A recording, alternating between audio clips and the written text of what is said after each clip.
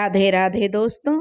आज हम आपको सुनाएंगे दो सहेलियों की कहानी, कभी सौतन कभी सहेली। दोस्तों, अगर आप हमारे चैनल पर नए हैं तो प्लीज हमारे चैनल को सब्सक्राइब करें, वीडियो को लाइक करें और शेयर करें। एक गांव में एक परिवार रहता था जिसमें पति पत्नी अपने दो बच्चे, एक बेटा और एक बेटी के साथ रहते थे। बेटी की उम्र यही कोई 13-14 साल थी और बेटा 16 साल का था। बेटी 8वीं क्लास में पढ़ती थी और बेटा 10वीं क्लास में। बेटी का नाम धानी था और बेटे का नाम धवल था। दोनों एक साथ ही स्कूल में जाते थे। जो धानी थी वह बड़ी शरारती और बातूनी थी और धवल बहुत ही गंभीर और मीठा बोलने वाला था। लेकिन दोनों बहन भाइयों में बहुत ज्यादा प्रेम था। हमेशा पड़ोसी उनके प्रेम किया जो अपने बच्चों को उदाहरण देते थे। दोनों में आम भाई बहनों की तरह मीठी नोक झोंक भी नहीं होती थी। धानी और धवल एक ही स्कूल में पढ़ते थे। धवल हमेशा धानी का रक्षा कवच बना रहता था। दोनों भाई बहन पढ़ने लिखने के साथ साथ खेल कूद में भी होशियार थे। इसलिए दोनों के माता पिता अपने बच्चों की तरफ से निश्चिंत रहते थे कि दोनों बच्चे कोई गलत काम नहीं कर सकते। धानी और धवल अभी स्कूल से अपने घर पहुंचे नहीं थे। अचानक ही धानी गोलगप्पे खाने की जिद करने लगी। धवल कहने लगा, अरे धानी, ये तुझे क्या हो गया है? अभी दोपहर का समय है, अभी हमें दोपहर का खाना भी खाना है। धानी यह सुनते ही जो एकदम से बिफर पड़ी और अपना स्कूल का बस्ता उसने जमीन पर पटक दिया। तभी जो धवल कहने लगा, धानी, ये क्या तुझे घड़ी बेघड़ी कौन सा भूत पकड़ लेता है? ऐसे बीच सड़क पे रास्ते में बस्ता फेंक देती हो। अपनी जिद मनवाने के लिए कुछ भी गलत तरीका सीख गई हो तुम। धवल ने थोड़ा गुस्सा करके धानी को डपट दिया और दौड़कर बीच रास्ते पर पड़ा हुआ उसका बस्ता उठाकर धानी को पकड़ा दिया। धानी अब गुस्सा हो गई और उसने मन में ठान लिया, आज तो घर जाकर बिना कुछ खाए पिए सो जाऊंगी, तब अकल ठिकाने आएगी भैया की। मुझे गोलगप्पे खाने के लिए मना कर दिया, इसकी सजा भैया को जरूर मिलेगी। सोचते सोचते बड़ी फुर्ती से धानी अपने घर की तरफ जा रही थी। अभी मनी मन खुश हो रही थी कि भैया को सजा मिलेगी। अचानक ही उसे ख्याल आया, अगर मैंने खाना नहीं खाया तो मेरा भैया भी खाने को हाथ नहीं लगाएगा। दूसरे ही पल धानी का बाल मन अपने सोचने पर ही घबरा गया। वह मनी मन अपने आप को कोसने लगी कि मैं कितनी बेवकूफ हूँ। अपनी झूठी जिद के लिए अपने भैया को भूखा रखूंगी। और दौड़कर वह अपने भैया के पास जाकर अपने दोनों कान पकड़कर माफी मांगने लगी। धवल कहने लगा, बहुत नाटक करती है धानी, मेरे बिना एक पल रह नहीं सकती तो लड़ने का झूठा नाटक क्यों करती है? और जो धानी की दोनों चुटियों को धवल खींचकर वहां से भाग गया। धानी कहने लगी, आती हूँ भैया, छोड़ूंगी नहीं आज तुझे। अपना सिर पकड़कर वह जो धवल के पीछे भागने लगी। दोनों बहन भाई दौड़ते हुए अभी अपने घर पहुंचे ही थे कि उनके घर के दरवाजे पर सविता चाची उनके पिता राजकिशोर के साथ हंस हंस कर बातें करते हुए दिखाई दी। दोनों बच्चे अपनी मस्ती भूलकर सविता चाची की बड़ी बड़ी आंखें देखकर धानी ने डर से सिर झुका लिया और धवल के पीछे छुप गई। धवल बड़े प्यार से धानी से कहने लगा, अरे धानी, तू क्यों इतना सविता चाची से डरती है? क्यों इतना डर से कांपने लगी है? देख, अगर तुझे उसने कुछ कहा है, नहीं ना, फिर क्यों तू उससे डरती है? धवल अपनी तरफ से प्यार से धानी को समझाकर उसका डर दूर करने की कोशिश कर रहा था। धानी डर से अपने घर, जो कि महज 10 कदम की दूरी पर था, और सविता चाची का दरवाजा उसके महज कोई यही 10-12 कदम की दूरी पर ही था। लेकिन धवल धानी का हाथ पकड़कर तेजी से उसे खींचते हुए अपने घर के दहलीज पर पहुंच गया। सविता चाची कहने लगी, अरे क्या हुआ धानी बिटिया, हमको देखकर रुक क्यों गई? कोई बात हो गई है क्या? सविता चाची ने जो कुटिल मुस्कान बखेरना शुरू कर दिया। तभी धानी का पिता राजकिशोर सविता की तरफ देखकर कहने लगा, अरे जाने दे सविता, इन बच्चों की शरारतों में तुम क्यों अपना दिमाग लगाती हो? धानी को धवल चुपचाप घर के अंदर ले गया और फिर गुस्से में अपना बस्ता सोफे पर पटक कर कहने लगा, ना जाने क्या दिखता है पापा को सविता चाची में। माँ जब घर पर नहीं होती है तो धमक पड़ती है और पापा भी इसकी हाँ में हाँ मिलाते रहते हैं। तभी धानी बोली, भैया उसके बाल देखे हैं, कितनी गंदी जटाएं हैं, ऊपर से भूरे भूरे भी हैं। गले में देखा कितनी तरह की माला पहने रहती है। लोग लाल या पीला चंदन लगाते हैं और ये न जाने क्यों काला टीका लगाती है। और भाषा भी देखिए इसकी, कितनी अजीब बोलती है, जैसे सरकारी बैंक में चपरासी हो। लेकिन फिर भी न जाने कैसे कैसे ये ऐसा व्यवहार करती है। धानी डर रही थी और बोल रही थी। तो धवल बोला, तू शांत रह, जा हाथ मुंह धोकर आ, तेरे लिए मैं खाना निकाल कर लाता हूँ। धानी अभी बाथरूम की तरफ जा ही रही थी कि दर्द से कराहकर वह जमीन पर अपने पेट को पकड़कर बैठ गई। धवल अपनी बहन की चीख सुनकर उसके पास आ गया और बोला, क्या हुआ धानी, ऐसे पेट को पकड़कर क्यों बैठ गई? धानी बोली, भैया पेट में बहुत तेज दर्द हो रहा है। और वह रोने लगी। धवल कुछ सोच पाता उससे पहले ही दरवाजे पर बातें कर रहे थे सविता और राजकिशोर दोनों अंदर आ गए। सविता कहने लगी, अरे क्या हो गया धानी बिटिया को? हमरे तो बाहर दरवाजे पर ही खड़े खड़े प्राण सूख गए। अचानक से हंसती खेलती को क्या हो गया रे भाई? सविता रोने का नाटक करने लगी। राजकिशोर हड़बड़ाते हुए धानी को गोद में उठाते हुए बोला, तुम रो मत, इसे मैं जल्दी से डॉक्टर के पास ले जाता हूँ। और सविता ने भी धानी का हाथ पकड़ लिया, धानी को पास के ही सोफे पर लिटा दिया और उसके कानों के पास वह धीमे से कुछ बोलने लगी। क्या हुआ बिटिया, अब भी मुझसे डरेगी क्या? हम तो तुमसे बहुत ज्यादा जो लगाव रखते हैं। धानी ने ना में सिर हिलाया और ना जाने क्यों उसकी पलकें झपकने लगी। थोड़ी देर बाद धानी गहरी नींद में आराम से सो गई। सविता बोली, देखा राजकिशोर जी, कुछ नहीं हुआ था धानी बिटिया को, कुछ उल्टा सीधा खा लिया होगा। अभी अम्बा भाभी अपने मायके गई हैं, आपने सही से बच्चों पर ध्यान नहीं दिया, इसलिए पेट में दर्द हो गया है। थोड़ी देर के बाद ठीक हो जाएगा। अच्छा अब मैं चलती हूँ, कहकर वह अपनी कुटिल मुस्कान फिर बिखेर कर धवल के सिर पर हाथ फेराया और चली गई। राजकिशोर उसका आभार मानकर धानी के सिर के पास बैठ गया। धवल मन ही मन विचारों में डूब गया। धानी के पेट में दर्द और बिना किसी दवा दारू के ठीक हो जाना, बहुत सारे सवाल उसके दिमाग में उमड़ रहे थे। धवल बच्चा जरूर था, लेकिन उसकी माँ अम्बा उसे अक्सर सविता चाची से दूर रहने की सलाह देती थी। आज माँ का कहा एक एक शब्द उसके कानों में गूंज रहा था। माँ कहती थी, बेटा सविता चाची से दूर रहा करो, उसकी नजर काली है। आखिर यह नजर काली क्या होती है, यह धवल की समझ से बहुत दूर थी, लेकिन वह समझने की कोशिश तो करता ही है। धानी अभी गहरी नींद में सो रही थी कि अचानक से चीख कर उठ बैठी। सिराने बैठे धवल और राजकिशोर घबरा गए। तो धानी बोली, भैया माँ कब आएगी?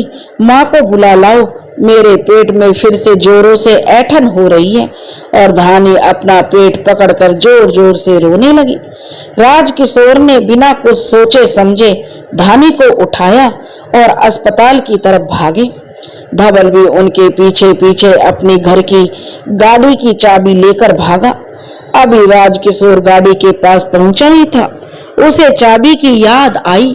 पलटकर चाबी लेने जा ही रहा था कि सामने से आते हुए धवल के हाथ में चाबी दिख गई।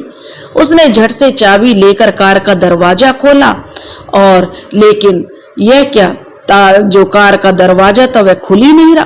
काफी कोशिशों के बाद भी वह नहीं खुला। राजकिशोर अब दर्द से बिलखती धानी को लेकर नंगे पैर ही अस्पताल की तरफ भागा। उसके पीछे पीछे रोता हुआ धवल भी भागे हुए जा रहा था। दोनों हाँफते हुए अस्पताल के दरवाजे के पास पहुंचे ही कि राजकिशोर ने डॉक्टर डॉक्टर चिल्लाते हुए सीधा डॉक्टर के कमरे में घुस गया। पीछे से आता हुआ धवल भी डॉक्टर के पैरों में गिर पड़ा। डॉक्टर की भी जो अब असमंजस की स्थिति में कुछ देर मौन खड़ा रहा। अपने कर्तव्य निभाने में भी वह असमर्थ हो गया। विकट समस्या जैसे उसके सामने अचानक आ खड़ी हुई है। अचानक जब दर्द से बिलखती धानी की आवाज डॉक्टर के कानों में पड़ी, तब जाकर उसने धानी को पास के टेबल पर लिटा देने को कहा। डॉक्टर ने सबसे पहले धानी के पेट में गैस की आशंका जताते हुए उसे गैस की सुई लगाई। धानी थोड़ी देर बाद थोड़ा अच्छा महसूस करने लगी। डॉक्टर ने थोड़ी देर आपातकाल के वार्ड में जाकर धानी और राजकिशोर को इंतजार करने का बोलकर दूसरे मरीजों को देखने डॉक्टर चला गया। धानी के लिए राजकिशोर डॉक्टर के द्वारा बताया गया जूस लाकर धानी को पिलाकर उसके सिर पर प्यार से थपकी मारकर सुलाने लगा। अचानक उसका ध्यान धवल पर गया, जो बहुत देर से वहां से गायब था। उसके माथे पर आप चिंता के बल पड़ने लगे। धानी को इस हाल में छोड़कर तो वह कहीं नहीं जा सकता था।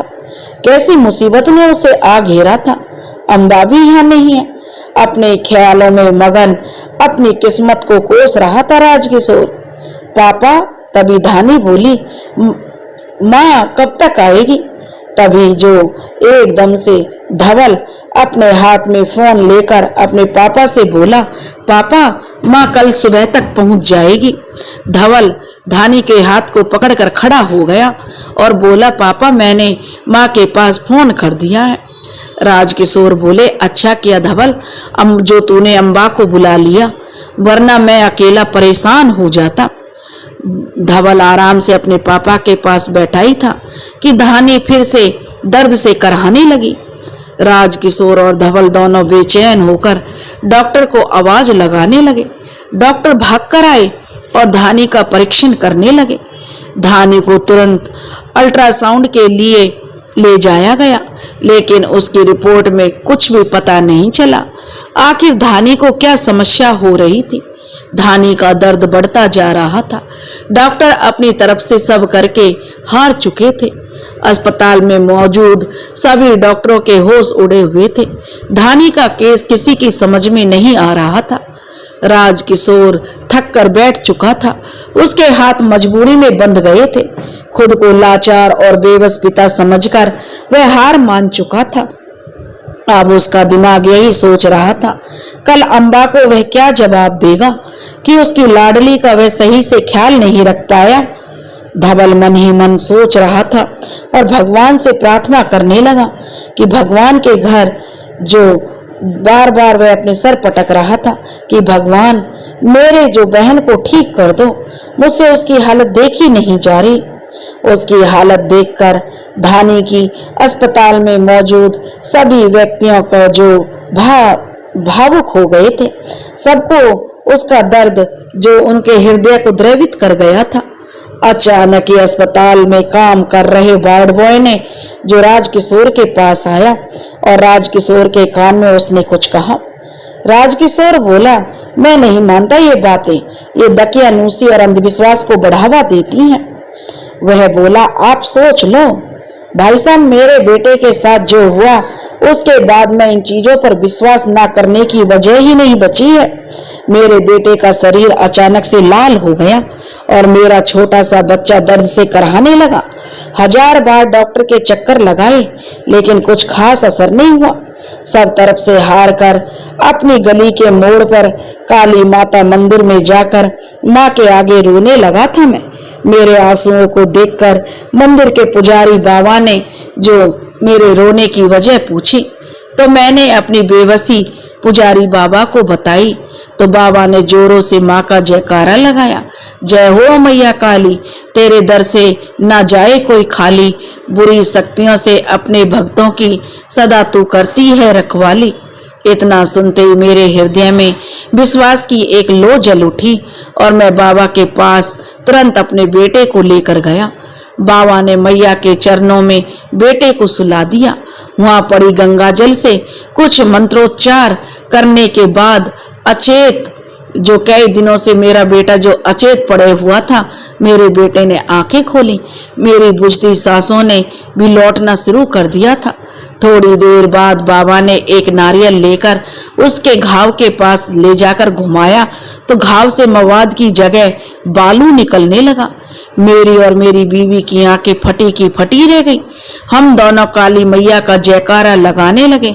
उसके कुछ पलों के बाद ही भाई साहब मेरा बेटा भला चंगा होकर खड़ा हो गया और जो नारियल उसके घाव पर घुमाया था वो नारियल काला पड़ गया। पुजारी बाबा ने कहा था कि यह किसी डायन का काम है, उसने तुम्हारे बेटे पर बाण मारण किया है। मैया की कृपा है जो तेरा बच्चा बच गया। यह बहुत ही जटिल होता है। डायन जब उम्र दराज हो जाती है तब उसकी शक्तियां और प्रबल बन जाती हैं और तब जाकर वह अपनी शक्तियों की परीक्षा ऐसे करती है। बर्ड बॉय ने सारी बात राजकिशोर को बतला दी। राजकिशोर के पास अब उस बर्ड बॉय की बात मानने के अलावा कोई और भी चारा नहीं था। उसने कुछ सोचकर धवल को धानी का ख्याल रखने को कहा और खुद ही काली मंदिर की तरफ रुख किया। काली मंदिर पहुंचकर देखा माता के पट बंद थे। राजकिशोर मैया के द्वार पर ही आंखें मूंद कर बैठ गया। अचानक उसकी पीठ पर हाथ रखा। अचानक ही अपनापन से भरा स्पर्श पाकर राजकिशोर ने अपनी आंखें खोली तो सामने सविता खड़ी थी। राजकिशोर उसे देखते ही फबक पड़ा, रोने लगा। सविता बोली, कुछ नहीं होगा राजकिशोर जी, धानी को कुछ नहीं होगा, आप चिंता ना करें, मैं सब ठीक कर दूंगी। बस राजकिशोर जी आपको एक रात के लिए मेरा होना होगा। शर्त मंजूर है तो मैं धानी को ठीक करने का आपको वचन देती हूँ, लेकिन आपको वचन देना होगा। मंदिर की सीढ़ियों पर बैठा राजकिशोर सविता के मुंह से इतना सुनकर हड़बड़ा गया। बोला, ये क्या तुम्हें पता है तुम क्या बोल रही हो? मैं एक पत्नी व्रता पति हूँ और मैं अपनी अम्बा से बहुत प्यार करता हूँ। उसकी खुशी के लिए मैं कुछ भी कर सकता हूँ, लेकिन बेवफाई कभी नहीं कर सकता। छी छी, आज घिन आ रही है सविता मुझे तुमसे। तुम इतनी गिरी औरत हो सकती हो? मेरे कान इस बात पर यकीन नहीं कर पा रहे हैं। सविता को राजकिशोर ने एक धक्का देकर एक तरफ किया और खड़ा हो गया। सविता बोली, हाँ हूं मैं बेशर्म, हूं गिरी हुई औरत, लेकिन आपके प्यार में गिरफ्तार हूं।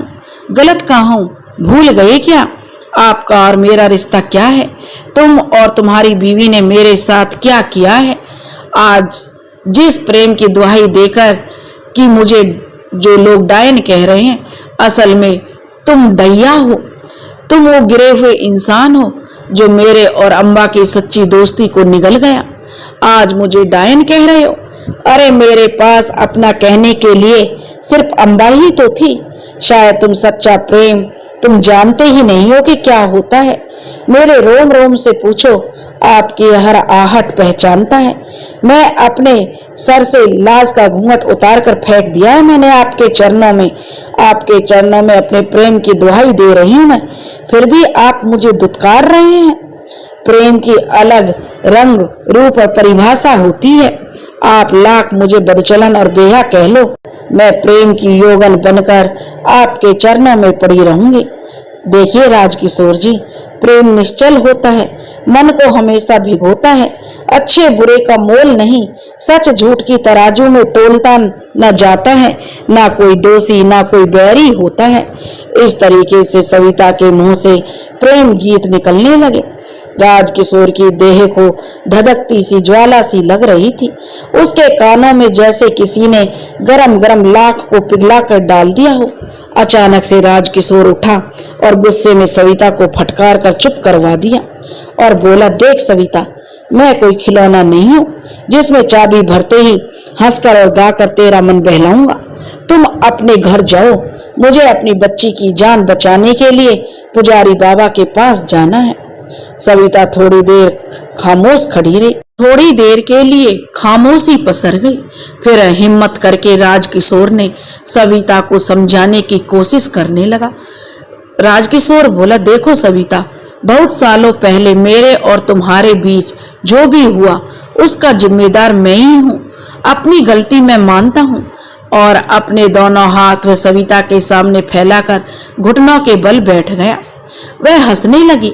सविता, सालों पहले की गलती भुलाकर सविता बहुत आगे बढ़ चुकी है। जो वह उससे कहने लगी, मेरे अंदर अब दया और ममता नामक दीमक को मैंने मार गिराया है राजकिशोर जी। अब मैं एक क्रूर औरत हूँ। दया की उम्मीद मुझसे तुम मत रखना, क्योंकि मेरा दिल तुम पर आ चुका है। अब सविता की खिदमत को तैयार रहना पड़ेगा। मैं सविता हूँ, जो चीज उसे पसंद आ गई उसे हर हाल में हासिल कर लेती हूँ, चाहे हंसकर चाहे रोकर। तुम्हें आना ही पड़ेगा। और अब मेरी जिद समझो या फिर मेरा प्रेम, ये तुम्हारी मर्जी है बाबू। लेकिन सविता को और इंतजार मत करवाओ, वरना अंजाम बहुत बुरा होगा। ये मेरा खुला निमंत्रण समझो या फिर धमकी। राजकिशोर कहने लगा, तुम्हारे लिए कोई भी शब्द बेमाने हैं। डायन भी 7 घर छोड़कर वार करती है और तुम अपनी ही सहेली के पति को हथियाने में लगी हो। थू है तुम पर, तुम जैसी औरत पर। सविता कहने लगी, ना बाबू ना, एक और शब्द सविता की शान के खिलाफ नहीं। मैं डायन नहीं, महाडायन हूँ। मेरी नजर जहाँ गड़ी वही चीज मेरी हो गई। जल्दी वचन दो राजकिशोर, वरना तुम्हारी बेटी की जान बेकार में चली जाएगी। कल जब अम्बा आएगी तो तुम उसे कौन सा मुंह लेकर जाओगे उसके सामने, क्या बताओगे? तुम भूल रहे हो राजकिशोर, कौन सी सहेली और कैसा उसका पति। जाओ जाओ ढोंगी। बाबू, मेरा मुंह मत खुलवाओ। तुम अब तो खुश हो ना? मैंने तुम्हारे साथ वही किया जो तुम दोनों ने मेरे साथ किया। जाओ, तुम दोनों को मैंने माफ कर दिया, लेकिन मेरी शर्त अभी भी वही है। धानी की मौत के बाद धवल भी मर जाएगा। दोनों बच्चों की मौत के बाद अम्बा यूं ही इस दुनिया को अलविदा कह देगी। इन सब चीजों के पीछे तुम रहोगे। तुम अपने हाथों से अपने परिवार का कत्ल कर डालोगे। यह कहकर सविता ठहाका मार के हंसने लगी। राजकिशोर धम से जमीन पर गिर गया और वहीं बैठा रहा। कहने लगा, मैया, हे काली माँ, अब तू ही मुझे बचा। और आंखें बंद करके वह माता रानी से प्रार्थना करने लगा। उसकी आंखों से आंसू बरसने लगे। तब सविता बोली, सब बेकार है। पूजा, आराधना और मैया की चौखट पर माथा पटकना भी बेकार है राजकिशोर। आओ बाबू, बस एक बार मेरी प्रेम वर्षा में भीग जाओ। राजकिशोर दर्द से तड़पती धानी का चेहरा याद करके रोने लगा। सोचने लगा, कहाँ फंस गया भगवान। मैं ही मिला था तुम्हें इस दलदल में फंसाने को। कुछ तो दया दिखाओ प्रभु, मुझे इस दोगली औरत से बचाओ। रोते रोते प्रभु से राजकिशोर दया की भीख मांगने लगा।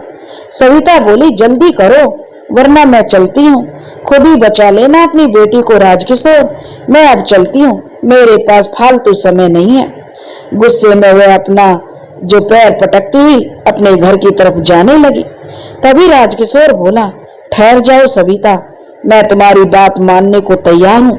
चलो, मैं तुम्हारा निमंत्रण स्वीकार करता हूँ। बस मेरी बेटी की जान बख्श दो। सविता कहने लगी, मैं तुम्हें पूरे दिल से अपनाऊंगी। तुम्हें भी मुझे पूरे दिल से अपनाना होगा। राजकिशोर आंखें मूंदे जमीन पर बैठा रहा। सविता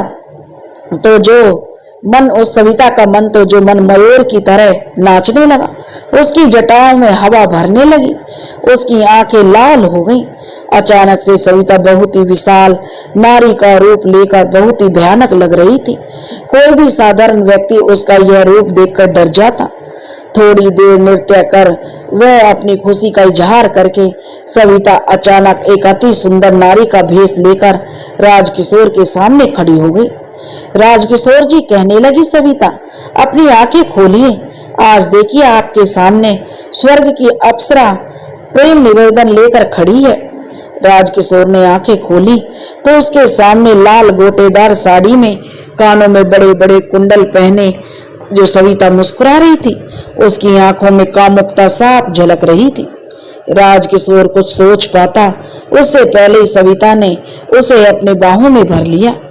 राजकिशोर ना चाहते हुए भी जो वह मनी मन कहने लगा, अम्बा मुझे माफ कर देना, और मनी मन अपनी पत्नी से माफी मांगते रहा।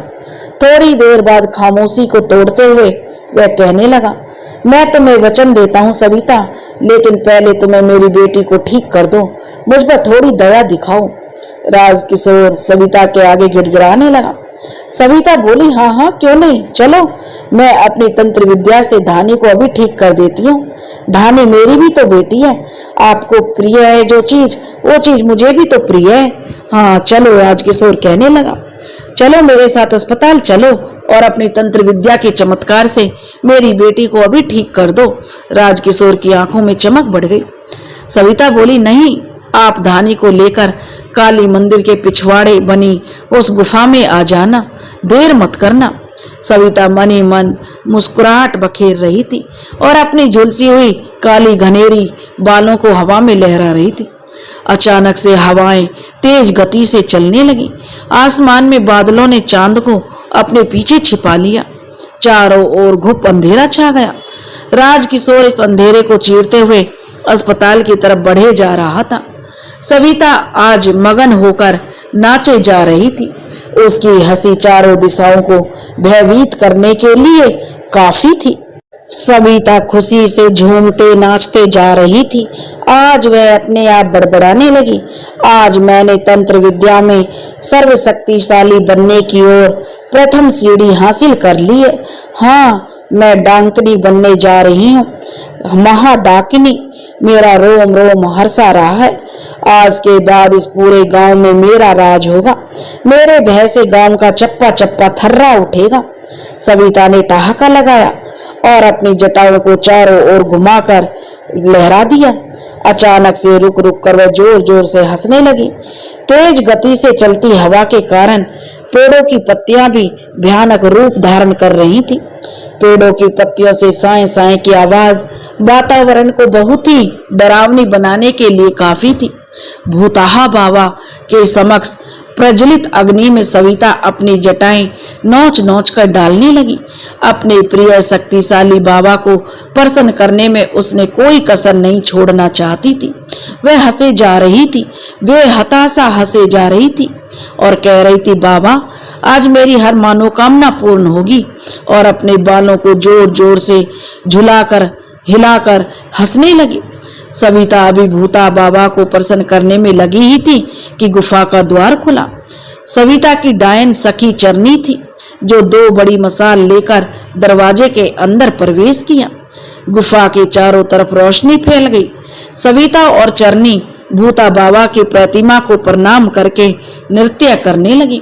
इधर तेज तेज कदमों से रात के अंधेरे को चीरता हुआ राजकिशोर हाँफता हुआ अस्पताल की सीढ़ियों तक पहुंच गया। उसकी आंखों के आगे अंधेरा छा गया। वह लड़खड़ाते कदमों से अपनी बेटी धानी के वार्ड की तरफ बढ़ चला। राजकिशोर अभी धानी के पास पहुंचता उससे पहले धवल न जाने कितनी देर से अस्पताल में भगवान की मूर्ति के पास ध्यान में मगन उसका पिता, जो धवल ध्यान में लगा हुआ था, उससे टकरा गया।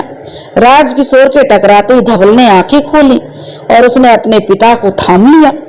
अपने पिता की ऐसी फटेहाल हालत देखकर धवल दंग रह गया। उसके पिता के वस्त्र जहां तहां से फटे हुए थे, चेहरा सफेद पड़ चुका था। धवल कुछ समझ नहीं पा रहा था कि उसके पिता के साथ क्या हुआ था। उसने वार्ड बॉय को बुलाया और राजकिशोर को बगल में पड़े स्ट्रेचर पर लिटा दिया। बगल में पड़े पानी की बोतल से उसे पानी लेकर उसके मुंह पर चींटे मारकर जो राजकिशोर को होश में लाने की भरकस कोशिश की गई। राजकिशोर धीरे धीरे होश में आने लगा। होश में आते ही सबसे पहले राजकिशोर ने धानी के बारे में पूछा। धवल बोला, पापा धानी ठीक हो गई है और अभी सो रही है। डॉक्टर अंकल ने कल सुबह उसे अस्पताल से छुट्टी देने की बात कह दी है। धवल ने एक ही सांस में अपने पिता को सारी बात बता दी। धवल ने अपने पापा से कहा, हाँ पापा मैं सच कह रहा हूँ, धानी बिल्कुल ठीक है। राजकिशोर कहने लगा, पर बेटा ये चमत्कार हुआ कैसे? डॉक्टर ने तो हार मान ली थी, फिर किस भगवान ने साक्षात मेरी बेटी को मौत के मुंह से में जो जाने से बचा दिया? अब राजकिशोर ने सवालों की बौछार लगा दी। धवल बोला, पापा पहले आप पानी पिए और चिंता मुक्त होकर आंखें मूंदकर थोड़ी देर आराम करो, फिर मैं आपको सारी बात बताता हूँ। धवल पानी की बोतल अपने पिता की ओर बढ़ा दी। राजकिशोर इस अबूझ पहेली को समझने के लिए चुपचाप एकटक धवल की ओर देखता रहा। पानी पीकर सीधे जो राजकिशोर धानी के पास पहुंचा। अपनी गुड़िया को निश्चिंत सोता हुआ देखकर उसकी आंखों के में जो आंसू आ गए।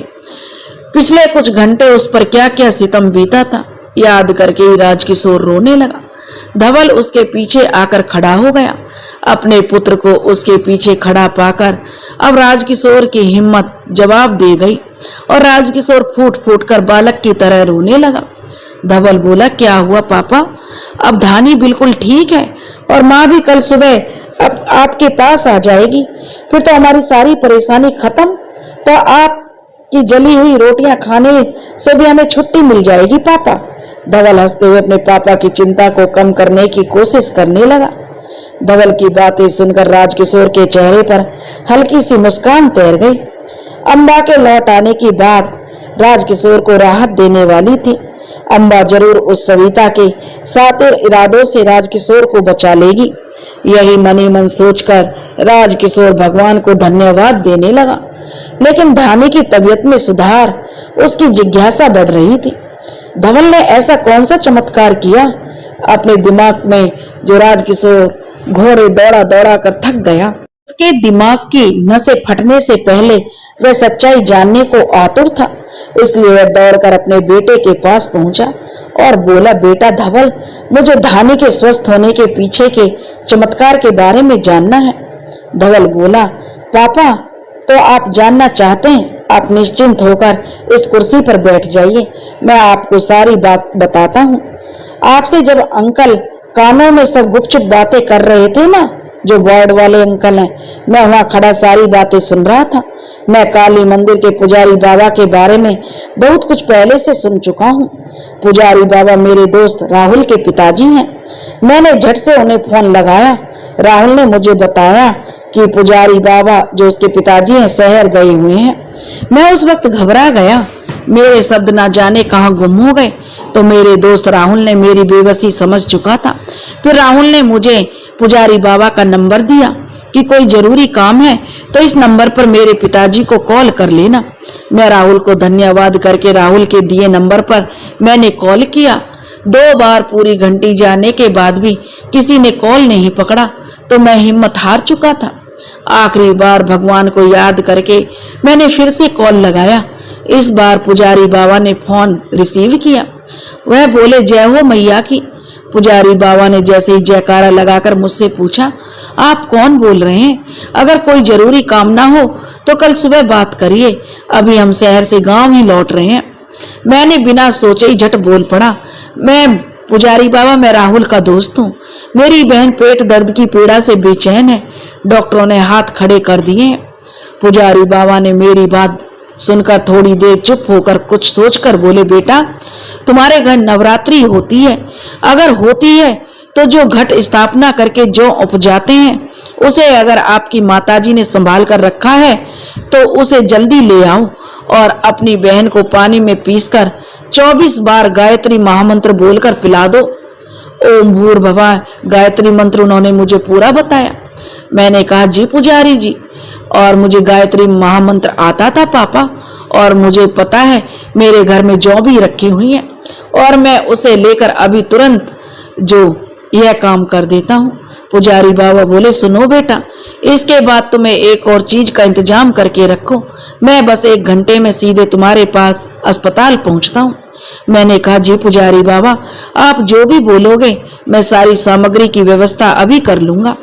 पुजारी बाबा बोले, काली सरसों और सरसों का तेल, 1 सूखा नारियल और कपूर की व्यवस्था शीघ्र कर लो। मैंने पुजारी बाबा को प्रणाम करके फोन रख दिया और उल्टे ही पांव दौड़ते हुए सीधा घर पहुंचा। माँ के रखी जगह से सूखी जौ को लिया और दौड़कर फिर अस्पताल पहुंचा। उसे पीसकर गायत्री महामंत्र का उच्चारण करके मैंने अपनी बहन धानी को पिला दिया। धानी पीते ही आराम महसूस करने लगी और मैं फिर तुरंत सारी सामग्री लेकर उपस्थित हो गया। करीब 1 घंटे बाद पुजारी बाबा भी पहुंच गए और उन्होंने सरसों का तेल धानी के पेट पर लगाकर काली मैया को याद करने लगे। पीली सरसों पूरे कमरे में छिटक कर मैया काली से वो गुहार लगाने लगे कि थोड़ी देर बाद जो मेरी आंखों ने देखा, पापा आप विश्वास नहीं करते, धानी ने उल्टी कर दी, 2 मोटे मोटे कीड़े बाहर किए। उसके बाद धानी का पेट दर्द चला गया।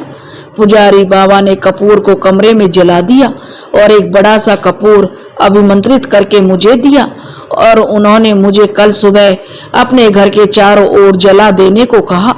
मुझे और धानी को ढेरों आशीर्वाद देकर बाबा चले गए। धवल ने सारी बात अपने पिता को बता दी। सारी बात सुनने के बाद राजकिशोर बड़ा हैरान था। उधर चरनी और सविता नृत्य करने में मगन थी, लेकिन उनका इंतजार करते करते जब उनकी नजरें थक गईं, तो उन दोनों को अब अंदेशा हो गया कि शायद जीती बाजी उनके हाथ से निकल गई। सविता बौखला उठी। उसने गुस्से में मसाल उठाकर फेंक दी। पास पड़े घड़े से पानी से जो मसाल बुझाकर खींचते हुए चिल्लाने लगी, ये पुजारी तूने ठीक नहीं किया, मेरा वर्षों का सपना तोड़ दिया, इसकी कीमत तो तुम्हें चुकानी पड़ेगी। सविता अब हारे हुए जुआरी की तरह मन मसोस कर पुजारी बाबा को सबक सिखाने के लिए निकल पड़ी।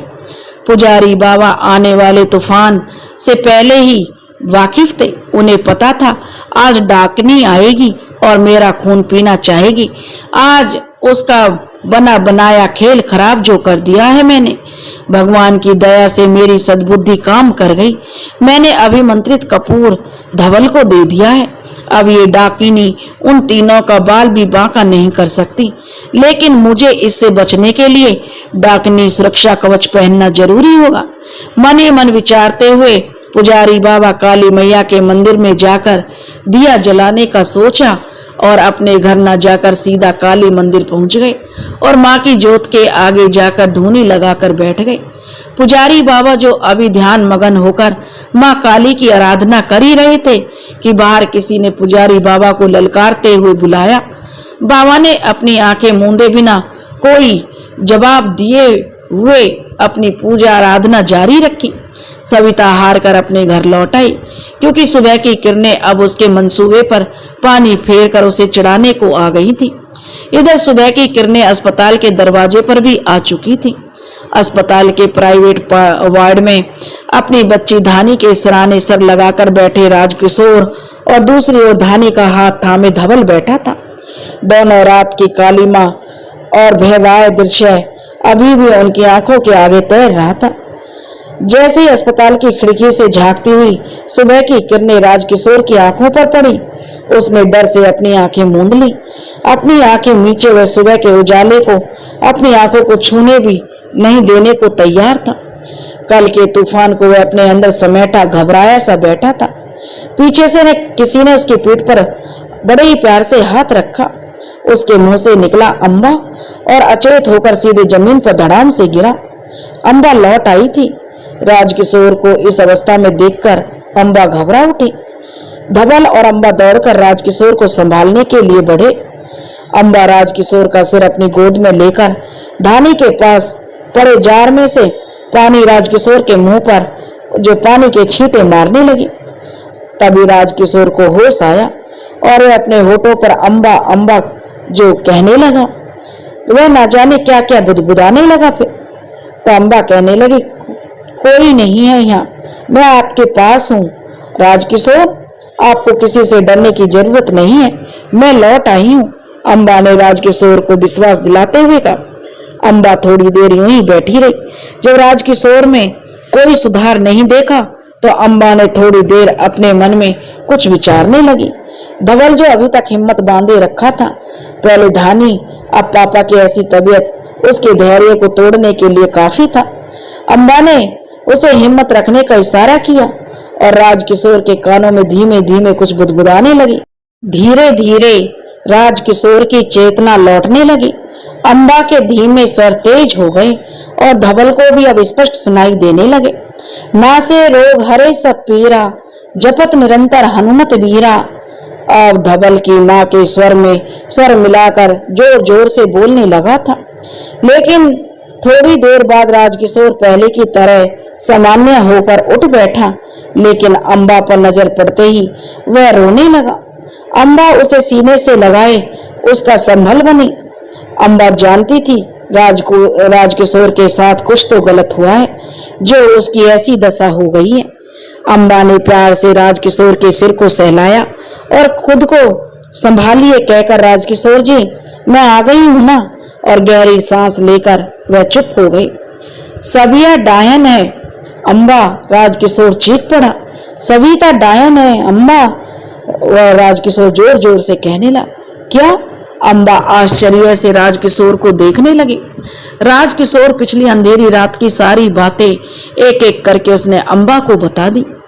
अम्बा कहने लगी, राजकिशोर पर क्या बीती होगी, सोचकर ही वह सिहर उठी। मन ही मन में भगवान को याद करके उसे धन्यवाद देने लगी। आगे उस डायन से लड़ने की शक्ति देने का आशीर्वाद वह भगवान से मांग लिया। अम्बा राजकिशोर को संभालना तो चाहती थी, लेकिन अभी बच्चों पर ध्यान देना जरूरी था। सबसे पहले धानी को अस्पताल से घर लेकर चलते हैं, अम्बा कहने लगी। उसके बाद हम उस डायन का इलाज भी ढूंढते हैं। अम्बा मन ही मन सोचकर धानी के डॉक्टर से मिलने पहुंची। कुछ देर बाद अस्पताल की सारी औपचारिकता पूरी करके वह धानी के पास वापस पहुंची। धानी स्वस्थ तो थी, लेकिन मां को देखकर वह रोने लगी। अम्बा ने उसे थोड़ा प्यार दुलार किया। अब चारों अपने घर वापस लौट चले। अम्बा अपने घर के द्वार पर पहुंचते ही चौकन्ना हो गई। धवल ने अम्बा को अभिमंत्रित पुजारी जी का दिया हुआ कपूर दे दिया और कहने लगा, माँ, पुजारी बाबा ने इसे अपने घर के द्वार पर जलाने को कहा था, जिससे काली शक्तियां हमारे घर के आसपास भी भटक ना सकें। राजकिशोर झट से घर के अंदर गया और दिया सलाई ले आया। अम्बा ने जैसे ही कपूर को जलाना चाहा, कपूर काला कोयला सा हो गया। अम्बा भय से कांप गई। अभी कुछ सोचने का समय नहीं था।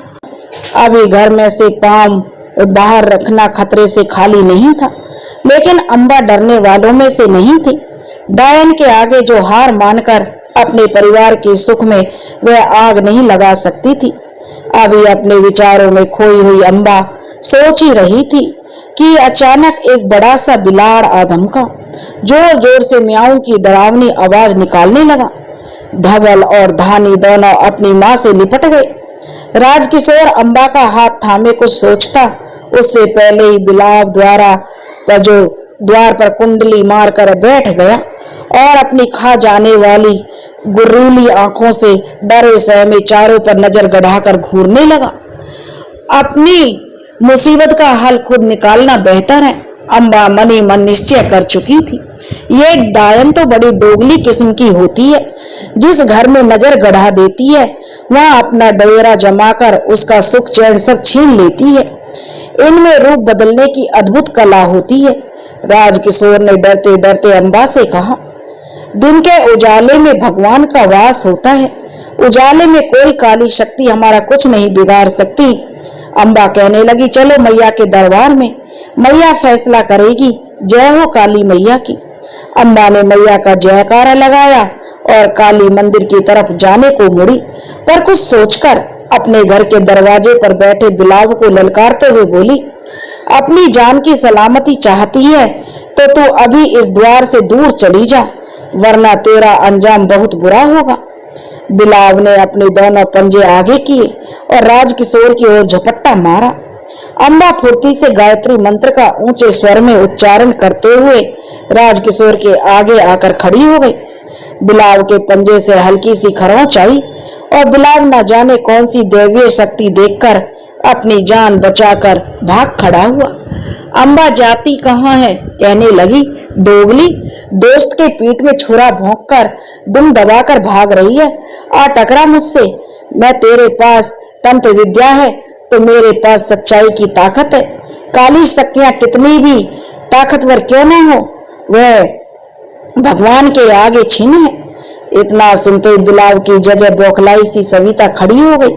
सविता कहने लगी, देख अम्बा, तू तो मेरी सखी है, कितना बेहुदा मजाक किया तूने मेरा प्यार छीन लिया और आज तेरे पास जो कुछ है वह सब कुछ मेरा था। तू तो जानती है ना अम्बा। अम्बा बोली, बंद कर अपनी बकवास। प्यार छीन कर और लूट कर नहीं लिया जाता। प्यार में दिया जाता है खुद को और अपने प्रेमी पर अपना सर्व सब लुटाया जाता है। तो सविता बोली, वाह, प्रेम की परिभाषा सिखाएगी तू मुझे? पहले दोस्ती की परिभाषा सीख ले। दगेबाज औरत, खेल खेलती है तो। भोली सूरत और मासूमियत का ढोंग करके तूने मेरा प्यार, मेरा राज मुझसे छीन लिया। आज मुझे नैतिकता का पाठ पढ़ा रही है। जो सविता कहने लगी, हूं मैं डांकनी हूं। और अपने अंदर झांक तू पहले। तूने अपनी सहेली का सौभाग्य अपने मांग में सजाकर मुझे डायन बनने पर मजबूर किया है। अब मैं तुझसे तेरा सब कुछ छीन लूंगी अम्बा। मौत को तरसेगी तू अम्बा।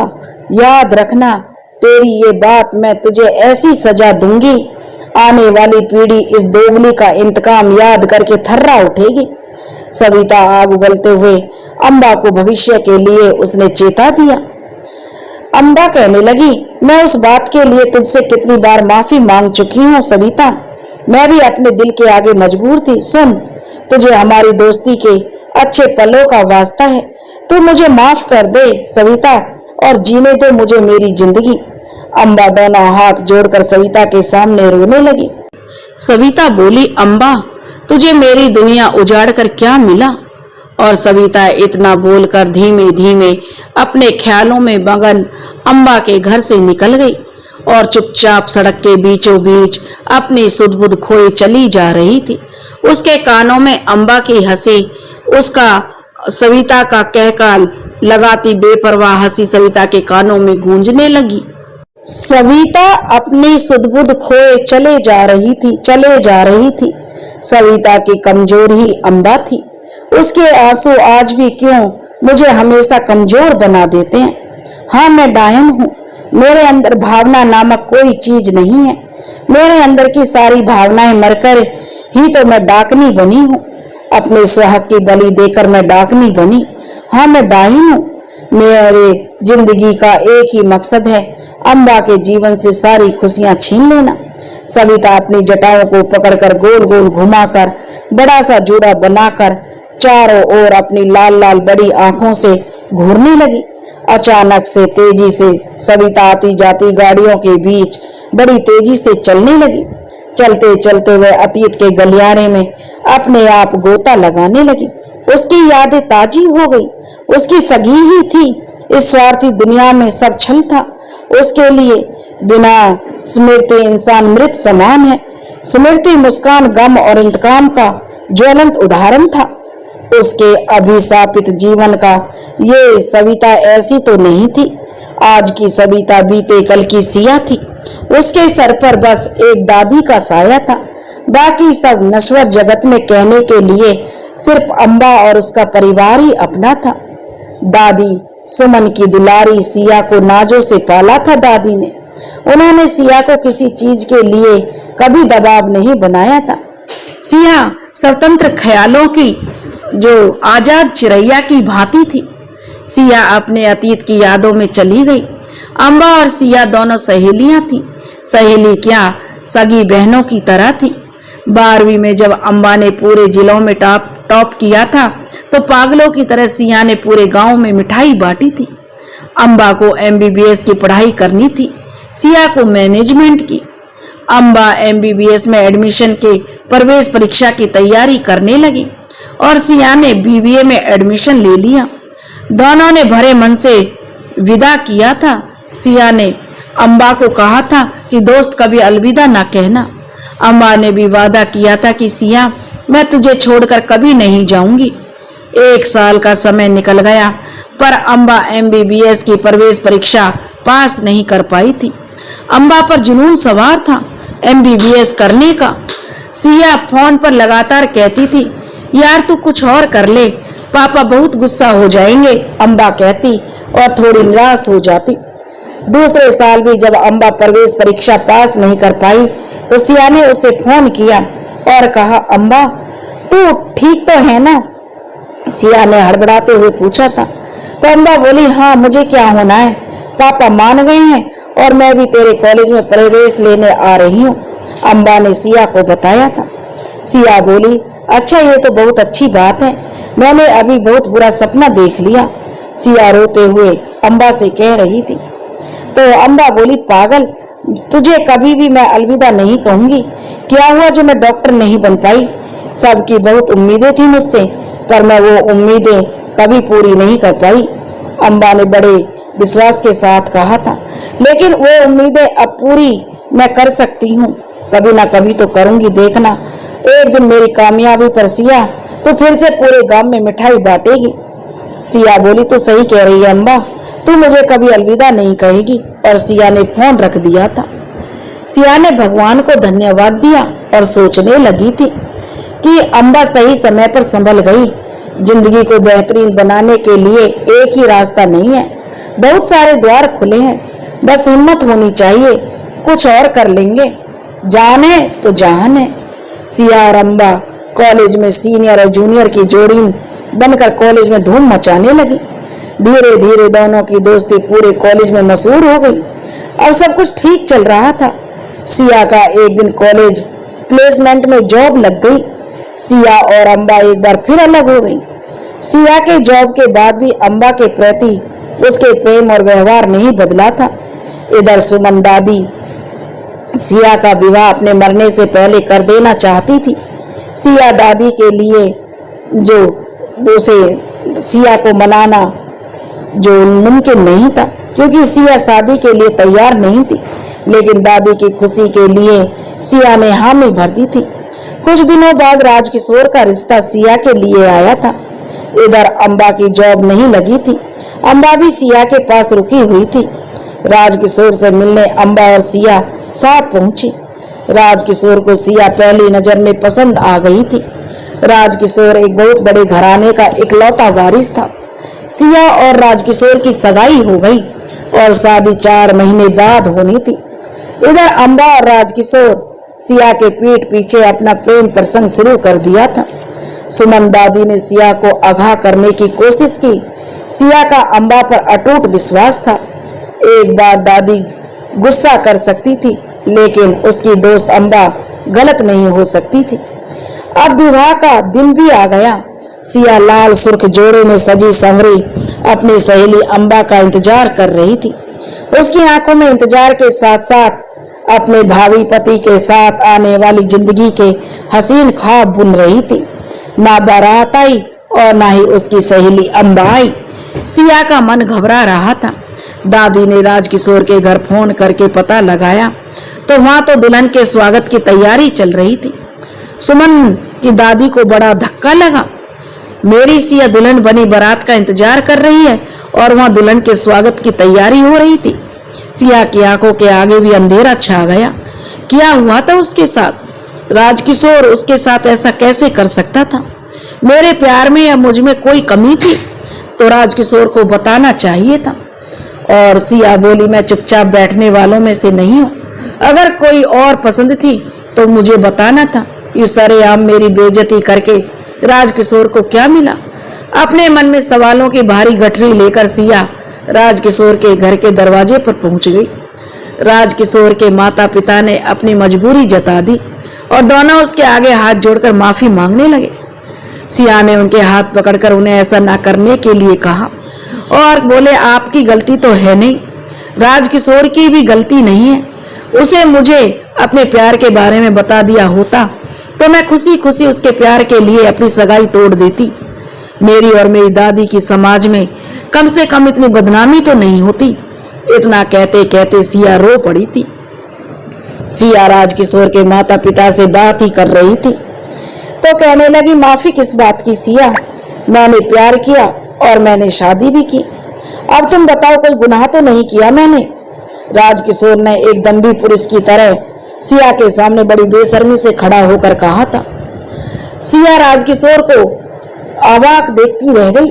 सिया वहां से जाने को हुई, लेकिन उसकी नजर राजकिशोर के पीछे से आती हुई अम्बा पर पड़ी। सिया को झटका सा लगा। सिया वहीं फर्श पर धड़ाम से गिर पड़ी। जब होश में आई तो अपनी दादी के पास खुद को पाया। सिया बेसुध पड़ी रही। आस विश्वास की डोर सब छूट गई। जिसे अपनों से ज्यादा चाहा, वह एक शख्स जिसे चींटी भी काट ले तो सबसे ज्यादा दर्द सिया को होता था। अम्बा ने ऐसा उसके साथ क्यों किया? इस सवाल का जवाब सिया के पास नहीं था। दादी सिया को ही कसूरवार ठहरा रही थी। सिया किसे कसूरवार ठहराती? वो तो ठगी गई थी। उसकी दोस्त सरेआम नीलाम हुई थी। उसकी दोस्ती सिया के पास कोई सवाल नहीं थे जिसका जवाब ना सिया को मिल रहे थे और ना ही उसका जवाब देने कोई उसे वहां आ रहा था। उसकी पीठ पे छुरा घोंप कर अम्बा अपनी दुनिया में मस्त थी। उसे भला सिया की परवाह कहाँ थी? उसकी दोस्ती नीलाम हो गई। सुख दुख की साथी बनने वाली आज अम्बा उसको आंसू देकर उसके आंसू पहुंचना तक उसने जरूरी नहीं समझा। ऐसे ही धीरे धीरे दिन बीतने लगे।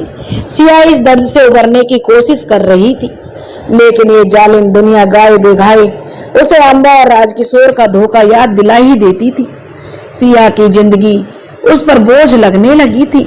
सिया जिंदगी का दामन कब का छोड़ देती, लेकिन दादी का क्या होगा, यही सोचकर दुनिया के ताने सुनकर भी सिया जीने लगी थी। दादी भी सिया को लेकर काफी चिंतित रहती थी। सिया का विवाह से लेकर उसका भविष्य की चिंता में उसकी दादी बीमार रहने लगी। सिया दादी को लेकर अस्पताल उनका इलाज कराने गई।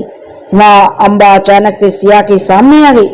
सिया उसे अनदेखा करके दादी को लेकर डॉक्टर के पास पहुंच गई। अम्बा सिया के पीछे पीछे आ गई और बोली, माफ नहीं करेगी सिया मुझे राजकिशोर से प्यार हो गया था। मैं दिल के हाथों मजबूर होकर मुझे विवाह करना पड़ा उससे। हाथ जोड़कर अम्बा सिया के सामने रुआंसी खड़ी हो गई थी। सिया बोली, मैं कभी नाराज नहीं थी तुझसे। तुम मुझे पहले बता देती तो मुझे बुरा नहीं लगता।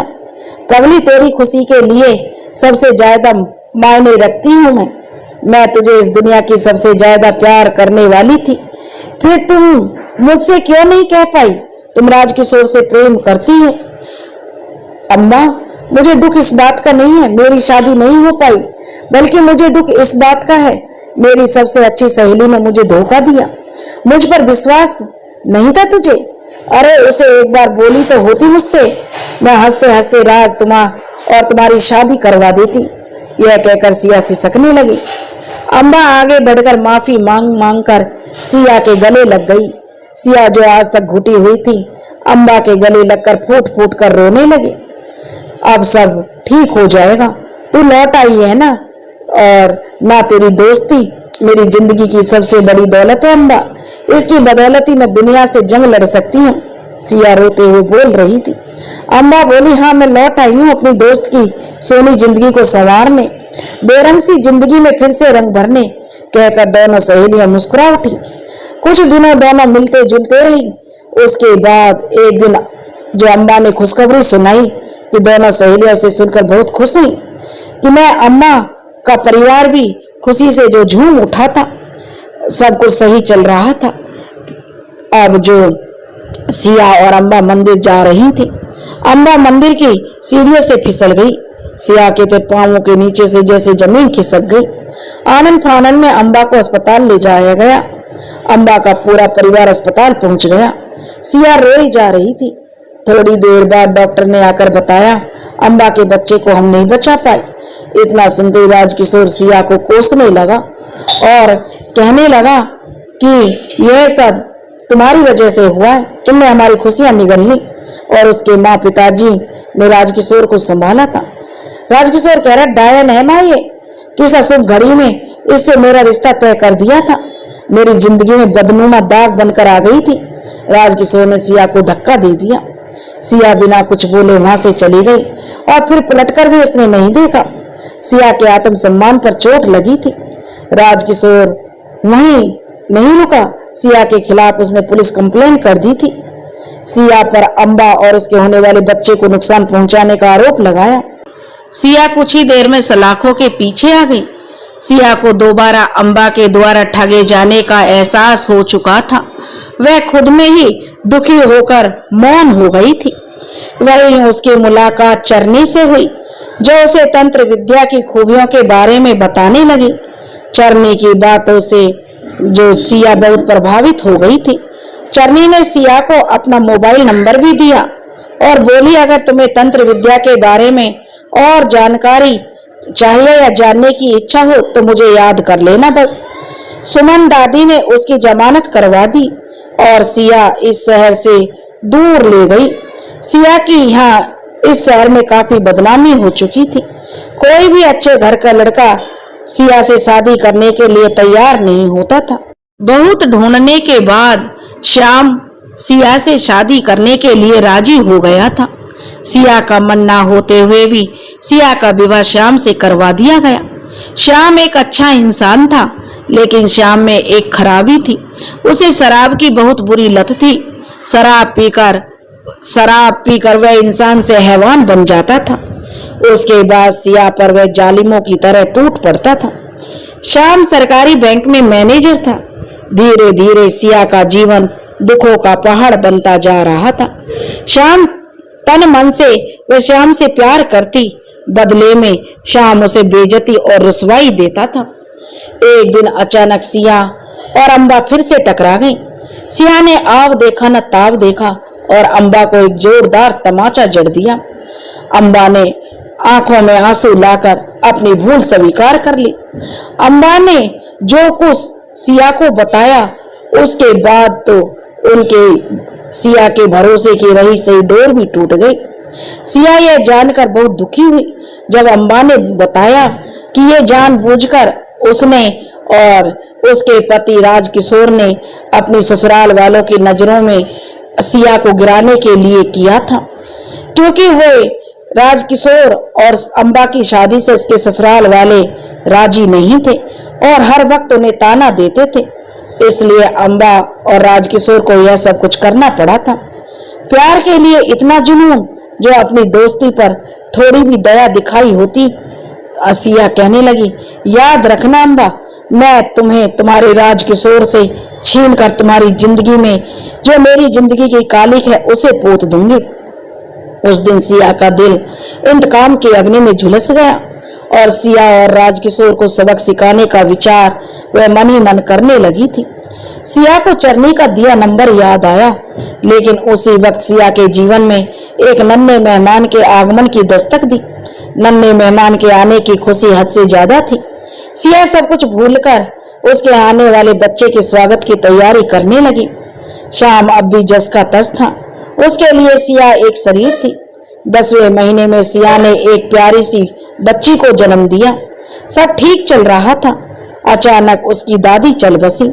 सिया दुनिया में नितांत अकेली हो चुकी थी। सिया अपनी बच्ची की देखभाल में अपना पूरा समय लगा देती थी। शाम दिन भर तो ठीक रहता, जैसे ही शराब का नशा चढ़ता वह इंसान से हैवान बन जाता। एक दिन बाजार में चरनी से सिया टकरा गई और सिया और चरनी में अब दोस्ती बढ़ गई थी और चरनी ने धोखे से डायन विद्या सिया को सिखा दी थी। अब सिया से उसकी प्रिय चीज बलि के रूप में मांगी गई थी। सिया ने शाम का कमीज चरनी को थमा दिया। कुछ दिन बाद शाम थोड़ा बीमार रहने लगा। रात में शैतान शाम इंसान बन जाता। सिया और शाम ने प्रेम की उस गहराई को महसूस तो की, लेकिन समय की चाल अभी थोड़ी टेढ़ी थी। सिया के सामने शाम तड़प तड़प कर मर गया और उस दिन सिया की मौत हो गई और डायन सविता का जन्म हुआ, जिसका मकसद ही था अम्बा और राजकिशोर की तबाही। सड़क पर आती तेज कार ने टक्कर मार दी, जिससे सविता अपने वर्तमान में लौट आई। सविता को हल्की चोट आई थी और उसे अस्पताल ले जाया गया। उधर अम्बा जानती थी अभी सविता चली गई है, वह लौटकर जरूर आएगी। सविता को सबक सिखाने और उसका आतंक कम करने के उपाय में अम्बा जुट गई। अम्बा यह भी जानती थी कि वह सविता से यूं ही नहीं लड़ पाएगी, उसको कोई ना कोई युक्ति निकालनी पड़ेगी। इसके लिए अपने गांव के पुजारी से मदद मांगने की अम्बा ने सोची। पुजारी बाबा तो खुद सविता के आतंक से परेशान था, माँ काली का भक्त था, लेकिन फिर भी सविता की शक्तियों के आगे उसकी सारी मंत्रणा नाकाम हो जाती थी। सविता एक डायन जरूर थी, लेकिन उसने किसी का बुरा नहीं किया था। अपने ही पति की जान ली थी, जो कि खुद ही एक जालिम इंसान था। लेकिन सविता को इस बात का पछतावा था।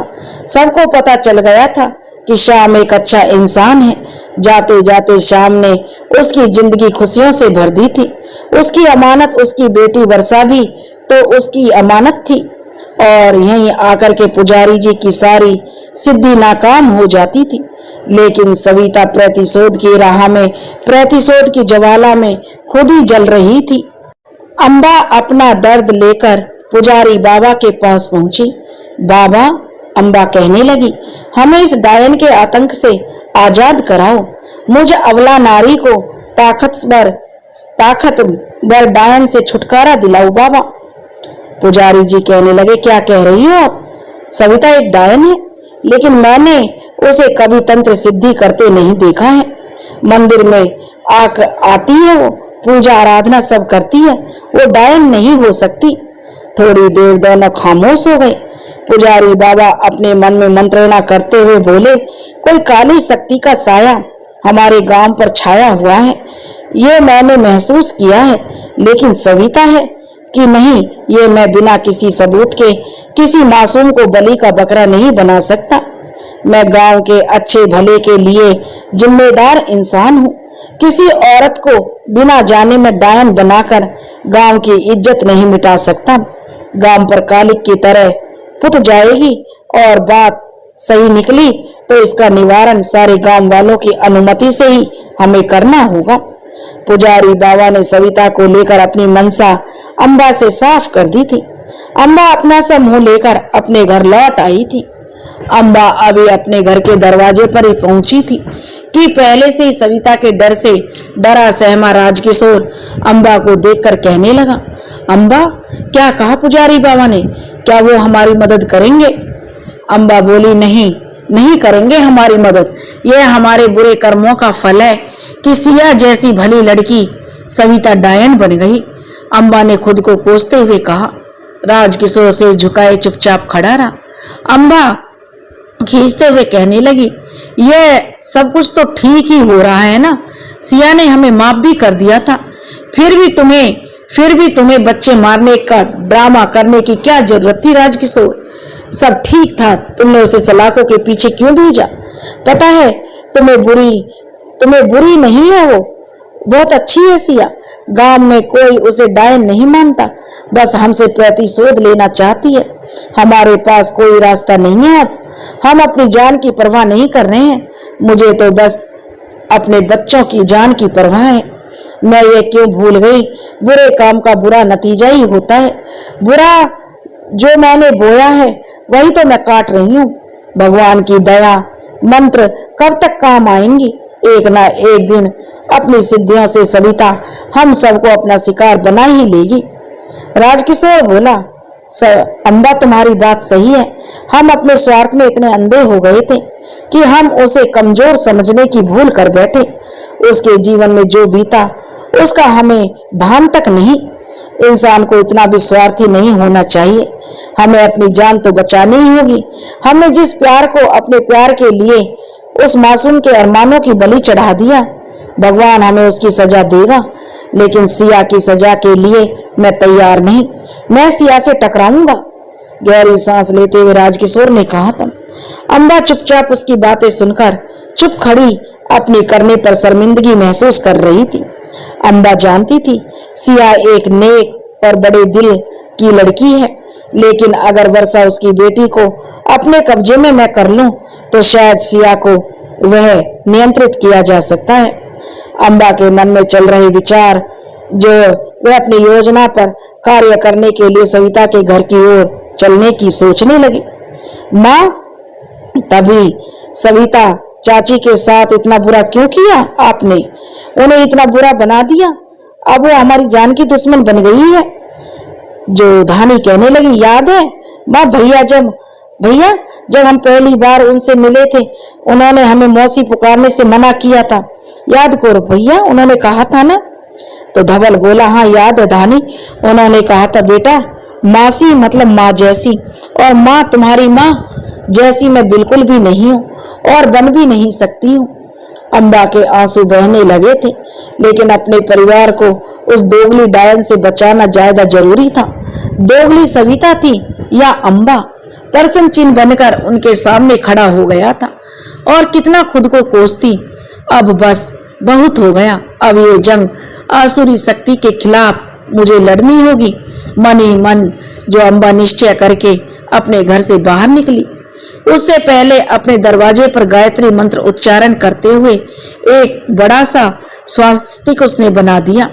थोड़ी देर मन ही मन गायत्री मंत्र का जाप करने लगी और फिर उसके बाद अम्बा वर्षा की खोज में निकल गई। वर्षा अपनी माँ सविता के पास अस्पताल में मौजूद थी। सविता की पड़ोसन ने ही बताया था, जो कि दुर्घटनाग्रस्त होकर अस्पताल में इलाज करवा रही थी। अम्बा को सविता के चोटिल होने की बात पता चलते ही वह खुशी से राजकिशोर को फोन मिलाने लगी। राजकिशोर, सविता डायन अस्पताल में जिंदगी और मौत की जंग लड़ रही है। और खुशी से चहकते हुए अम्बा ने फोन काट दिया। राजकिशोर के अंदर का हैवान फिर से जाग उठा और वह सविता को सबक पहुंचाने सिखाने के लिए अस्पताल में ही उसकी सांसें रोक देने और अपने कुछ गुंडों को साथ लेकर जा पहुंचा। राजकिशोर के पहुंचने से पहले अम्बा वर्षा को अपने साथ ले आई थी। इधर राजकिशोर अपने गुंडों के साथ सविता को मारने के लिए पहुंच गया, लेकिन चरनी वहां पहले ही पहुंच चुकी थी और अपने तंत्र सिद्धि के कारण उसने उनके आगे एक सांप को छोड़ दिया और सांप को देखकर राजकिशोर और उसके गुंडे उस सांप को मारने की कोशिश करने लगे। सांप ने फन फैलाकर उनका रास्ता रोक लिया। सांप का फुंकारना वातावरण की धूल की आंधी कर दी उसने। राजकिशोर की आंखों में धूल चली गई, गुंडों की आंखों में भी धूल चली गई, जो वहां सब गिर पड़े थे और सब अपनी जान बचाकर वहां से भाग खड़े हुए। गुंडों के भागते राजकिशोर भी अपनी जान बचाकर भाग खड़ा हुआ। चरनी अधमरी सी सविता को अस्पताल से उठाकर ले आई और अपनी तंत्र सिद्धि से उसका उपचार शुरू कर दिया। गोबर के कंडे जलाकर धूनी किया और उन पर सरसों का तेल गरम करके भूताहा बाबा के सामने उसका उपचार किया। भूताहा बाबा, जो काले वस्त्र पहने, सर पर उजली पगड़ी सजाए, हाथ में नुकीली धारदार हथियार लेकर अपनी बड़ी बड़ी आंखों से अपने भक्तों पर कृपा बरसा रहे थे। एक दो दिन के उपचार से सविता भली चंगी होकर खड़ी हो गई। सविता को चरनी ने अम्बा और राजकिशोर की सारी करतूत बता दी। सविता, जो वर्षा का सोचकर घबरा गई। क्या दोनों दुष्ट, सविता कहने लगी, मेरी बच्ची को अपनी ढाल बनाने के लिए आतुर हैं। अपनी जंग में मेरी बच्ची को अपनी ढाल बनाना चाहते हैं। मुझे अब डायन की सबसे खतरनाक विधि आप सिखा दो चरनी। यह बहुत कठिन साधना थी।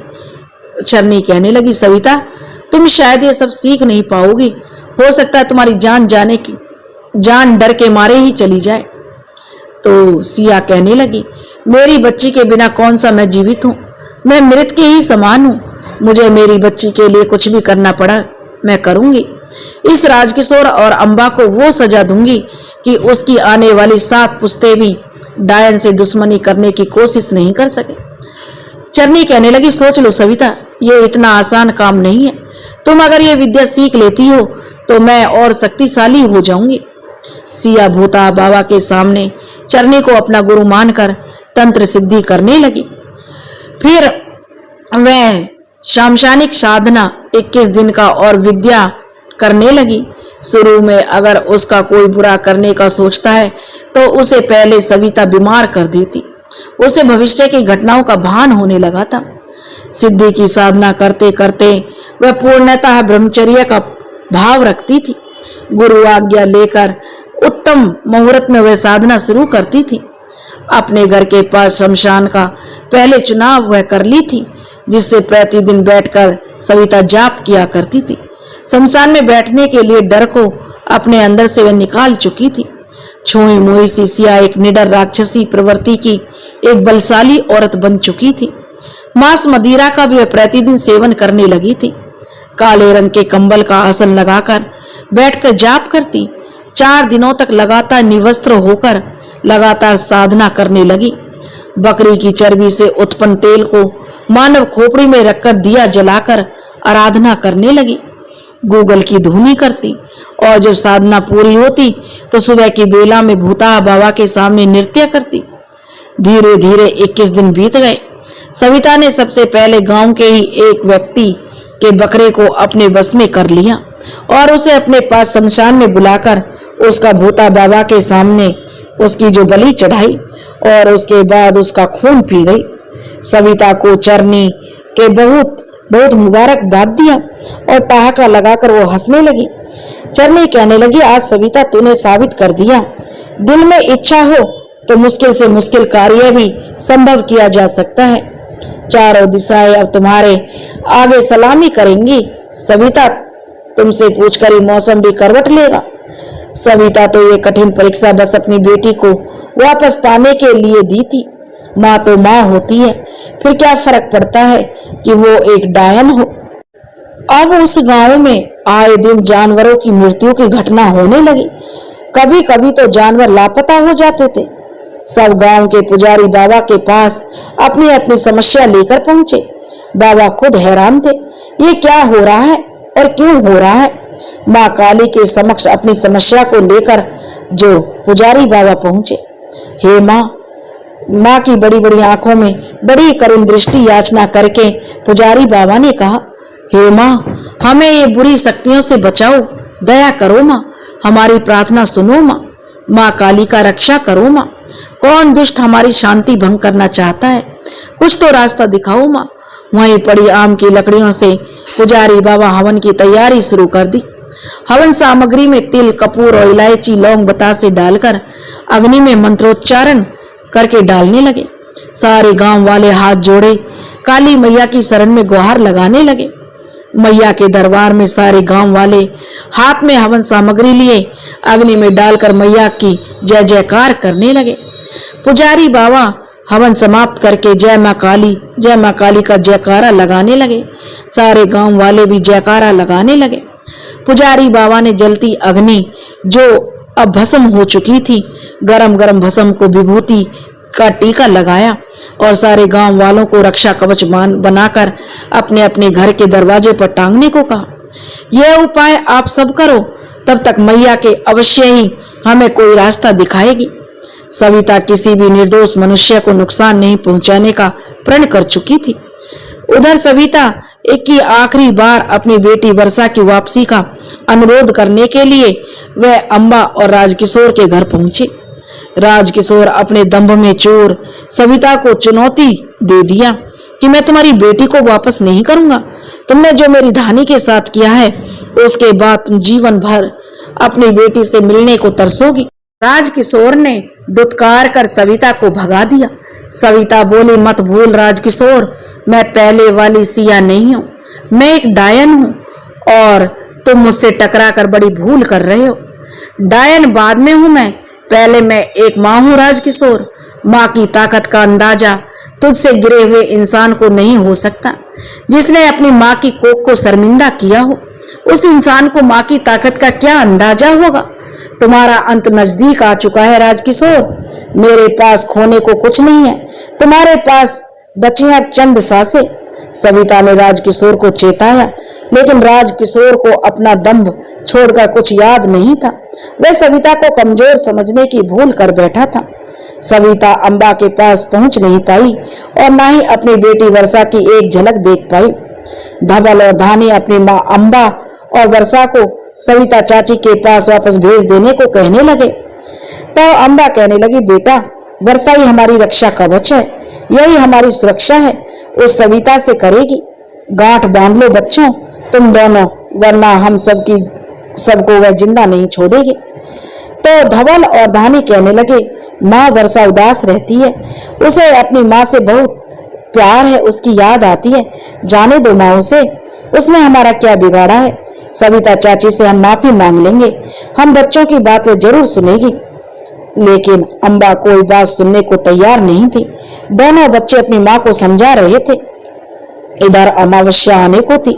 अम्बा ने अमावस्या की रात राजकिशोर की मौत की रात सुनिश्चित कर दी थी।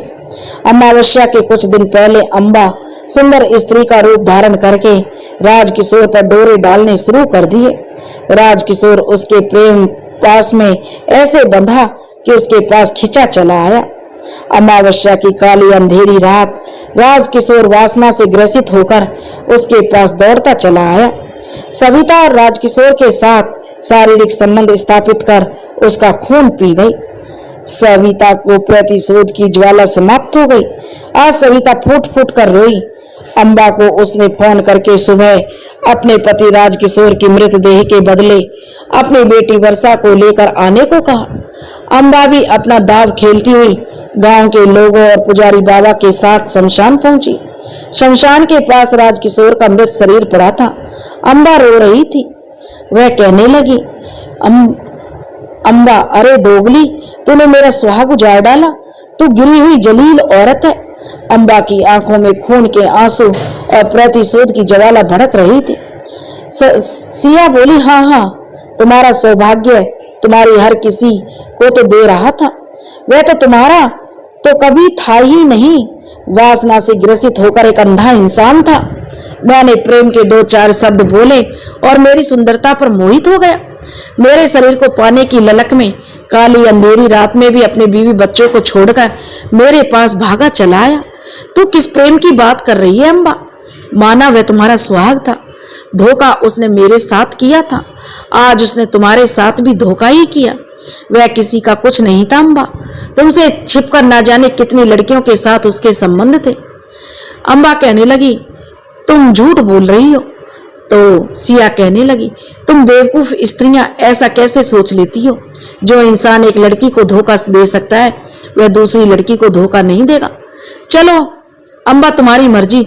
अपने पति की मृत्यु का शोक मनाओ या जश्न।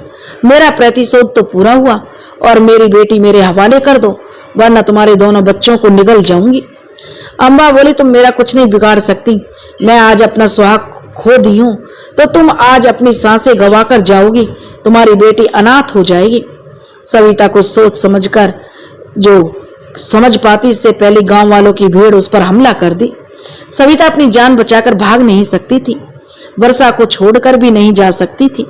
भीड़ ने उसे पीट पीट कर खत्म कर दिया। गांव के पुजारी बाबा ने उसका अंतिम संस्कार करा दिया और उसकी आत्मा को शमशान के पास बबूल के पेड़ की जड़ के नीचे मंत्र सिद्धि के साथ गाड़ दिया। अम्बा और सिया की दोस्ती का इतना बुरा अंजाम हुआ। अम्बा ने राजकिशोर का अंतिम संस्कार करा दिया, लेकिन आज उसे अपने पति और उसकी एकमात्र दोस्त को उसने खोया था। अम्बा अपनी जिंदगी के बचे हुए अवशेष समेट रही थी। उसी बीच चरनी ने एक महिला के द्वारा एक खत भिजवाया अम्बा के नाम। अम्बा ने खत खोला। खत खोलते उसकी आंखें गीली हो गईं। उसमें लिखा था, मेरी जान अजीज अम्बा, तुमने मुझसे सब कुछ मेरा छीन लिया और मैंने तुमसे तुम्हारा सब कुछ। हिसाब बराबर हुआ। तो अब मेरी अंतिम इच्छा है, मेरी बेटी वर्षा को सिया की तरह बनाना। उसकी परवरिश तुम अपने हाथों से करना। मैं बहुत मैली हो गई थी अम्बा, इसलिए मैंने मौत का रास्ता चुना। पहला और आखिरी एहसान मुझ पर कर दो और वर्षा को माँ का प्यार दे देना। तुम्हारी सिया। अम्बा ने दूर खड़ी वर्षा को अपने सीने से लगाकर अपनी पश्चाताप के रास्ते को चुना। वर्षा के रूप में उसने सिया उसके पास आ गई थी। दोस्तों, अगर आपको ये कहानी पसंद आई हो तो प्लीज हमारे चैनल को सब्सक्राइब करें, वीडियो को लाइक करें और शेयर करें। राधे राधे।